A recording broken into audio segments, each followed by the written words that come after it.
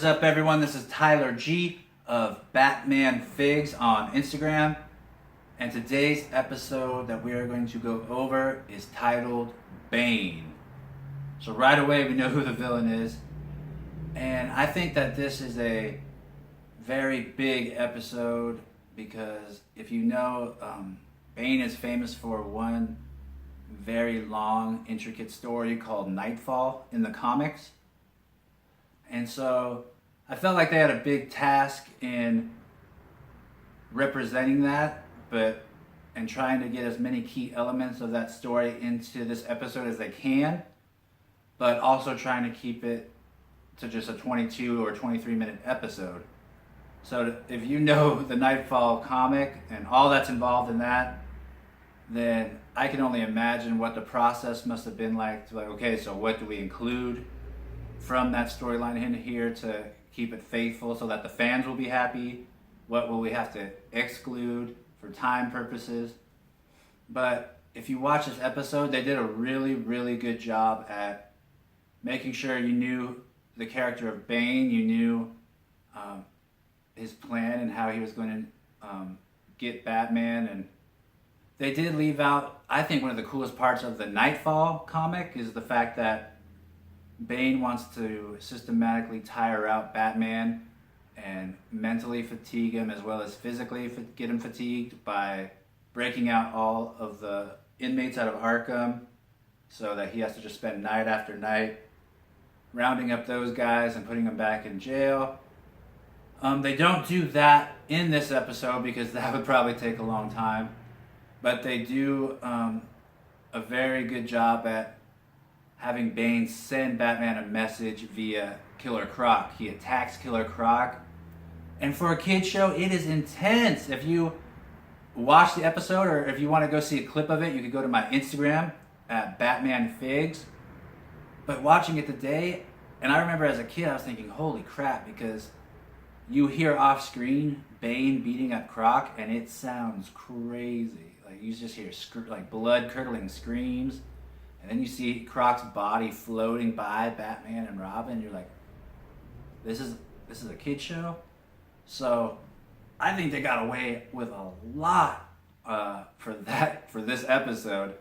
And then you also see Bane send a message by with his bare hands crumpling the Batmobile, where you see it and it just looks wrecked. Like you just see hand imprints on the metal, and as we Bat fans know, that stuff is bulletproof. So the fact that he just easily acted like he was rolling up a paper towel with it, holy crap. But anyway, this episode is very good at getting across the point of who Bane is, what his abilities are, that he's not a normal villain, that he is very smart. He is an assassin. He studied Batman and his moves and his methods and his strategies before even going after him. So in a lot of ways, he is the equivalent to Batman himself in terms of mind, and he's superior in terms of body because of his venom that he shoots from his wrist into the back of his head where it enters his bloodstream. And they also did a good job at portraying that and showing like the process of after he hits, like what's going on, and like show him growing. So it's a very cool episode. I don't think there's anything too deep below the surface on this that I gather, but again, if you guys notice a subtext or something a little deeper that I may have overlooked or missed, then please let me know. But if you just want a fun, pure comic episode adventure and just action the whole time, and it kind of leaves you on the edge of your seat because Robin gets kidnapped by Bane, so you're like, oh no. And then if you also want to see the stuff that they got away with in terms of like how intense they made it, then you definitely need to watch Bane. It is a very fun episode, and I believe it's the only episode Bane's in too. In the old adventures. He's in the new adventures in an episode called Over the Edge. Maybe you've heard of it. It's pretty big. But yeah, that is my review of Bane.